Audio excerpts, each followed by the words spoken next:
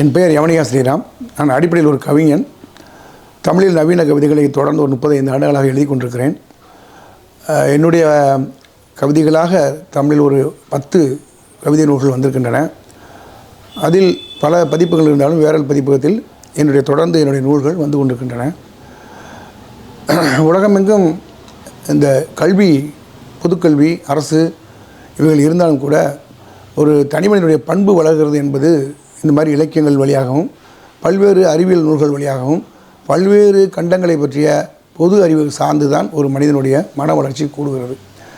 அந்த அளவில் பார்க்கும்போது இந்த 49வது சென்னை புத்தக கண்காட்சி இந்த வாசகர்களுக்குரிய மிகப்பெரிய அறிவு பரப்பை தொகுத்து 500க்கும் மேலான புத்தக கடைகளாக ஆக்கி இங்கே நமக்கு தந்திருக்கிறார்கள்.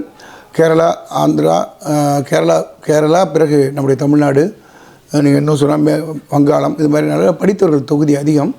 ஆகவே இந்த நூல்கள், இந்த இலக்கிய நூல்கள் திரும்ப திரும்ப இங்கே மறுபடியும் எழுத்தாளர்களால் எழுதப்படுகிறது. கவிஞர்களால் மிக ஏறக்குறைய தமிழ்நாட்டில் அதிகமான கவிஞர்கள் உருவாயிருக்கிறதுக்கான காரணம் அதனுடைய 2000 வருட மரபு. தமிழ் செயல் வடிவத்திலேயே தமிழ் கிட்டத்தட்ட 2000 மரபை தனக்குள் கொண்டிருக்கிறது. அந்த காலம் தொட்டு இன்றைய நவீன கவிதை பாரதி, இடைக்கால கவிதைகள், பத்திலக்கியெல்லாம் தாண்டி இப்பொழுது நவீன கவிதைகள் என்கிற பெயரில் ஒரு 500 பேருக்கு மேலே எழுதி கொண்டிருக்கிறார்கள். மிகச் சிறப்பாக எழுதுகிறார்கள். அதில் வேரல் பதிப்பகத்தில் ஒரு 100க்கும் மேலே 150 கவிஞர்கள் மேலாக இந்த இதில் நூல்களை தங்கள் வெளியிட்டிருக்கிறார்கள். சர்வதேச நாடுகளில் பன்னாட்டு கருத்தரங்களை எல்லாம் நடத்தி, பன்னாட்டு கவிதைகளை எல்லாம் நடத்தி ஒரு கவிதைக்கான ஒரு தனிப்பட்ட சிறப்பாக வேரல் பதிப்பு விளங்குகிறது.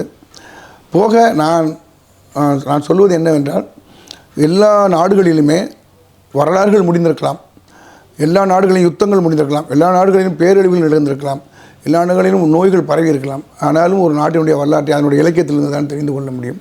அதனால் தான் இலக்கியங்களை பொக்கிஷமாக பாதுகாத்து வருகிறார்கள். அதை தாழ்ந்த நூலகம், குறிப்பாக இந்த 49 புத்தக கண்காட்சி இந்த பொக்கிஷங்களைத்தான் பாதுகாத்து அதை விற்று கொண்டிருக்கிறது.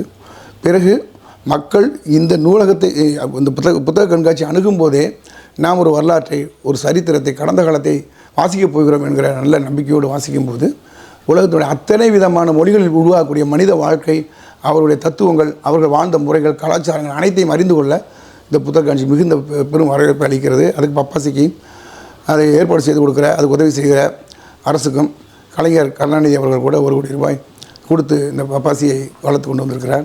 இது மாதிரி அறிவும் உணர்ச்சியும் எங்கு வந்து கல்வியாக, கலையாக மாற்றப்படுகிறதோ அந்த சமூகம் உயர்ந்து நிற்கும் என்பதனால் எல்லோரும் வந்திருந்து இந்த புத்தக கண்காட்சியை முறையான முறையில் பயன்படுத்தி தன்னுடைய குழந்தைகள் வீடுகளில் எல்லோருக்கும் நூல்களை கொண்டு போய் கொடுங்கள். இந்த நூல்களை படிக்க அவர்களுக்கு வேறு விதமான மனச்சிந்தனை வரும். இன்றைக்கு இருக்கக்கூடிய இளைஞர்கிட்ட வன்முறை குறையும். இந்த நூல்களை படிக்கும்போது அவர்கள் வேறு உலகங்கள் வருகிற போது தன்னை பற்றி அறிந்து கொள்ளவும் இந்த கண்காட்சிகள் பயன்படுகின்றன. எல்லோரும் வாங்கி பயன்பெறுமாறு கேட்டுக்கொள்கிறேன். நன்றி.